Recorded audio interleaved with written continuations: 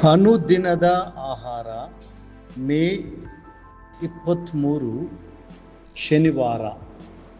ದೇವರು ನಿಮ್ಮನ್ನು ಕೊನೆಯವರೆಗೂ ಮುನ್ನಡೆಸುವನು. ಕೀರ್ತನೆ 48:14 ವಚನ. ದೇವರು ಯುಗ ಯುಗಾಂತರಗಳಲ್ಲಿಯೂ ನಮ್ಮ ದೇವರು. ನಿರಂತರವೂ ನಮ್ಮನ್ನು ಆತನು ನಡೆಸುವವನಾಗಿದ್ದಾನೆ.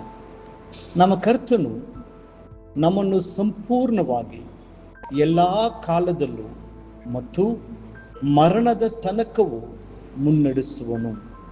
ಅದಕ್ಕಾಗಿಯೇ ಆತನು ಯುಗದ ಸಮಾಪ್ತಿಯವರೆಗೂ ಸದಾ ಕಾಲವು ನಿಮ್ಮ ಸಂಗಡ ಇರುತ್ತೇನೆ ಎಂದು ವಾಗ್ದಾನ ಮಾಡಿದ್ದಾರೆ.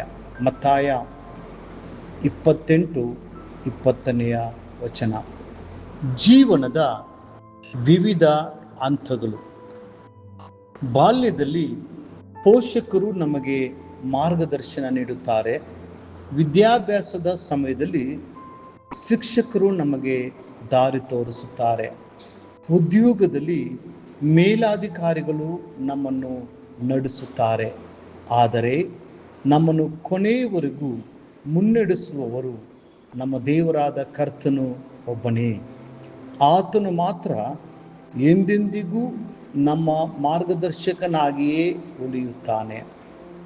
ಜೀವನವು ಮರಣದೊಂದಿಗೆ ಕೊನೆಗೊಳ್ಳುತ್ತದೆಯೋ? ಇಲ್ಲ. ಮರಣದ ನಂತರವೂ ಕರ್ತನು ನಮ್ಮನ್ನು ತನ್ನ ನಿತ್ಯ ರಾಜ್ಯಕ್ಕೆ ಮುನ್ನಡೆಸುತ್ತಾನೆ. ಬೆಳಕಿನ ರಾಜ್ಯಕ್ಕೆ, ರಾತ್ರಿಯೇ ಇಲ್ಲದ ರಾಜ್ಯಕ್ಕೆ ಮತ್ತು ಜೀವದ ನೀರುಗಳ ಬುಗ್ಗೆಗಳ ಕಡೆಗೆ ಆತನು ನಮ್ಮನ್ನು ನಡೆಸುವವನಾಗಿದ್ದಾನೆ. ದಾವೀದನು ತನ್ನ ಜೀವನವನ್ನು ಕರ್ತನ ಕೈಗೆ ಒಪ್ಪಿಸಿಕೊಟ್ಟು ಆತನನ್ನು ತನ್ನ ಕುರುಬನೆಂದು ಸ್ವೀಕರಿಸಿದನು.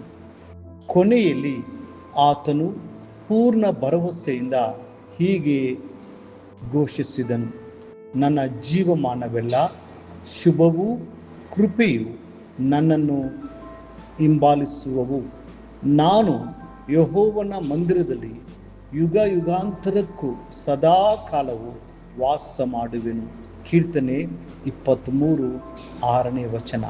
ಇದು ಆತನ ದೃಢವಾದ ನಂಬಿಕೆಯಾಗಿತ್ತು. ಶ್ರೀ ಪೌಲನ ಜೀವನವನ್ನು ಗಮನಿಸಿರಿ.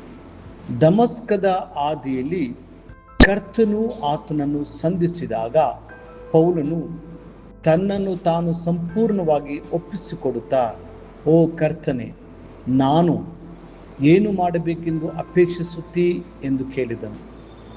ಅಂದಿನಿಂದ ಆತನು ಪವಿತ್ರಾತ್ಮನು ನಡೆಸಿದ ಕಡೆಗೆ ಹೋದನು. ದೇವರ ನಿರ್ದೇಶನದಂತೆ ಸೇವೆಯನ್ನು ಮಾಡಿದನು ಮತ್ತು ದೈವಿಕ ಪ್ರೇರಣೆಯಿಂದ ಸೇವಾ ಪತ್ರಿಕೆಗಳನ್ನು ಬರೆದನು.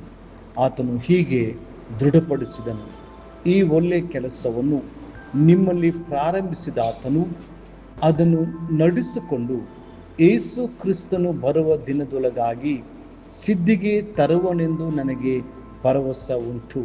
ಫಿಲಿಪ್ಪಿ 1:6 ವಚನ. ತನ್ನ ಜೀವನದ ಕೊನೆಯಲ್ಲಿ ಪೌಲನು ಹೀಗೆ ಹೇಳುತ್ತಾನೆ: ಯಾಕಂದರೆ ನಾನಂತೂ ಈಗಲೇ ಪಾನದ್ರವ್ಯವಾಗಿ ಅರ್ಪಿತನಾಗುತ್ತಾ ಇದ್ದೇನೆ. ನಾನು ಹೊರಟು ಹೋಗಬೇಕಾದ ಸಮಯವು ಸಮೀಪಕ್ಕೆ ಬಂದಿದೆ.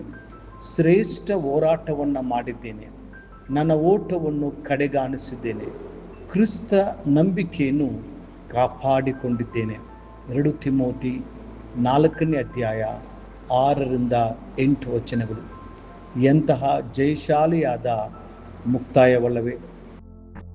ಪ್ರೀತಿಯ ದೇವರ ಮಕ್ಕಳೇ, ಯೇಸು ಕ್ರಿಸ್ತನೇ ಎಂದೆಂದಿಗೂ ನಿಮ್ಮ ದೇವರಾಗಿದ್ದಾನೆ. ಆತನು ಹೀಗೆ ವಾಗ್ದಾನ ಮಾಡಿದ್ದಾನೆ: ಸಿಂಹಾಸನದ ಮಧ್ಯದಲ್ಲಿರುವ ಯಜ್ಞದ ಕುರಿಯಾದ ಆತನು ಅವರಿಗೆ ಕುರುಬನಂತಿದ್ದು ಜೀವ ಜಲದ ಹೊರತೆಗಳ ಬಳಿಗೆ ನಡೆಸುತ್ತಾನೆ. ಪ್ರಕಟಣೆ 7:17 ವಚನ. ಆತನು ನಿಮ್ಮನ್ನು ಜೀವನದಲ್ಲಿ ಮುನ್ನಡೆಸುವನು, ಮರಣದ ಮೂಲಕವೂ ಮುನ್ನಡೆಸುವನು ಹಾಗೂ ನಿತ್ಯತ್ವದ ಕಡೆಗೂ ನಿಮ್ಮನ್ನು ನಡೆಸುವವನಾಗಿದ್ದಾನೆ. ಮುಂದಿನ ಅಧ್ಯಯನಕ್ಕಾಗಿ ದೇವರ ವಾಕ್ಯ. ಬೆಟ್ಟಗಳು ಉಂಟಾಗುವುದಕ್ಕಿಂತ ಭೂಮಿಯು ಅದರ ದೇಶಗಳು ನಿರ್ಮಾಣವಾಗುವುದಕ್ಕಿಂತ ಮುಂಚಿನಿಂದ ಯುಗ ಯುಗಾಂತರಗಳಲ್ಲಿಯೂ ನೀನೇ ದೇವರು. ಕೀರ್ತನೆ 90:2.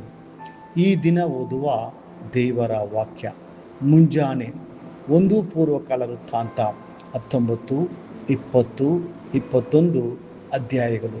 ಸಂಜೆ ಯೋಹಾನನು ಬರೆದ ಸುವಾರ್ತೆ 8ನೇ ಅಧ್ಯಾಯ 1ರಿಂದ 27 ವಚನಗಳು.